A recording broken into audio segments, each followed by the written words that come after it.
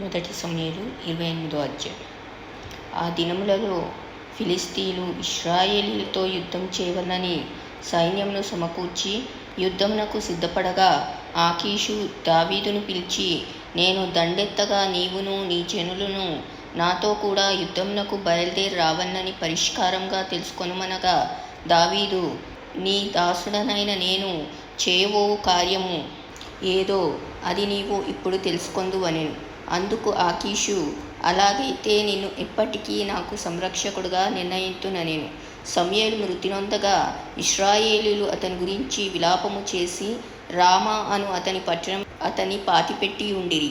మరియు సౌలు కన్నపిశాచం గలవారిని చిల్లంగి వారిని దేశంలో నుండి వెళ్ళగొట్టి ఉండెను. ఫిలిష్తీయులు దండెత్తి వచ్చి షూనేములో దిగగా సౌలు ఇశ్రాయేలీయులందరినీ సమకూర్చెను. వారు గిల్బోవాలో దిగిరి.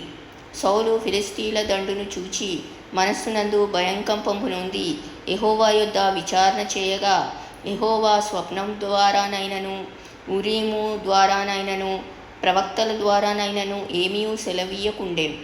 అప్పుడు సౌలు, నా కొరకు మీరు కర్ణపిశాచం గల ఒక స్త్రీని కనుగొనుడి, నేను పోయి దాని చేత విచారణ చేతునని తన సేవకులకు ఆజ్ఞ ఇయ్యగా, వారు చిత్తము, ఎందోర్లో కన్నపిశాచం గల ఒకటి ఉన్నదని అతనితో చెప్పిరి. కాబట్టి సౌలు మారువేషము ధరించి వేరుబట్టలు తొడుక్కొని 2 మనుష్యులు వెంటబెట్టుకొని పోయి రాత్రివేళ ఆ స్త్రీ యొద్దకు వచ్చి, కన్నపిశాచం ద్వారా నాకు శకునము చెప్పి నాతో మాట్లాడుటకై నేను నీతో చెప్పువాని రప్పించుమని కోరగా, ఆ స్త్రీ, ఇదిగో సౌలు చేయించినది నీకు తెలిసినది కాదా? కన్నపిశాచం గలవారిని చిల్లంగి వారిని అతడు దేశంలో ఉండకుండా నిర్మూలన చేసెను గదా. నీవు నా ప్రాణం కొరకు ఉరియొగ్గి నాకు మన్నమేల రప్పింతువు అని అతనితో అనెను. అందుకు సౌలు, యెహోవా జీవము తోడు, దీనిని బట్టి నీకు శిక్ష ఎంత మాత్రమును రాదని యెహోవా నామమున ప్రమాణము చేయగా, ఆ స్త్రీ, నీతో మాట్లాడుటకై నేనెవని రప్పింపవలనని అడుగగా, అతడు సమూయేలును రప్పింపవలెననెను. ఆ స్త్రీ సమూయేలును చూచినప్పుడు బిగ్గరగా కేకవేసి, నీవు సౌలువే, నీవు నన్నెందుకు మోసపుచ్చితివని సౌలుతో చెప్పగా, రాజు, నీవు భయపడవద్దు, నీకు ఏమి కనబడినదని ఆమెను అడుగగా, ఆమె, దేవతలలో ఒకడు భూమిలో నుండి పైకి వచ్చుట నేను చూచుచున్నాననెను.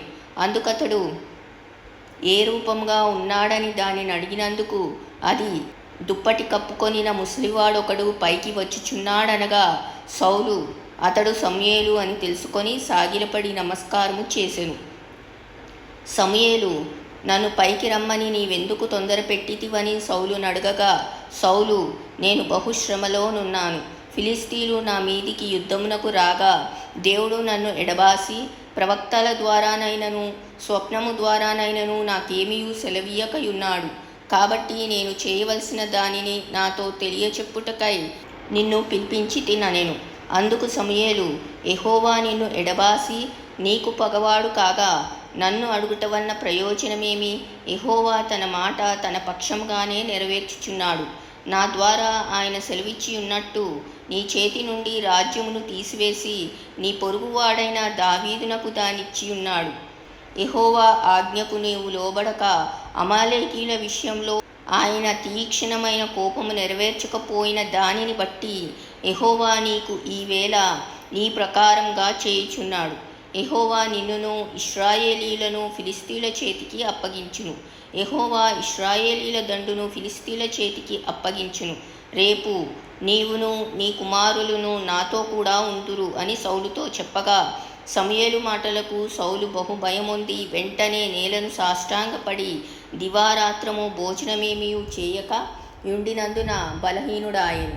అప్పుడు ఆ స్త్రీ సౌలు దగ్గరకు వచ్చి అతడు బహుగా కలవరపడుట చూచి, నా ఏలినవాడా, నీ దాసినైన నేను నీ ఆజ్ఞకు లోబడి నా ప్రాణము నా చేతిలో పెట్టుకొని నీవు నాతో సెలవిచ్చిన మాటలను విని అట్లు చేసితిని. ఇప్పుడు నీ దాసినైన నేను చెప్పు మాటలను ఆలకించుము. నేను నీకు ఇంత ఆహారం వడ్డించుదును. నీవు భోజనం చేసి ప్రయాణమై పోవుటకు బలం తెచ్చుకొనుమని అతనితో చెప్పగా, అతడు ఒప్పక భోజనం చేయనని. అయితే అతని సేవకులు ఆ స్త్రీతో ఏకమై అతని బలవంతము చేయగా అతడు వారు చెప్పిన మాట ఆలకించి నేల నుండి లేచి మంచం మీద కూర్చుండెను.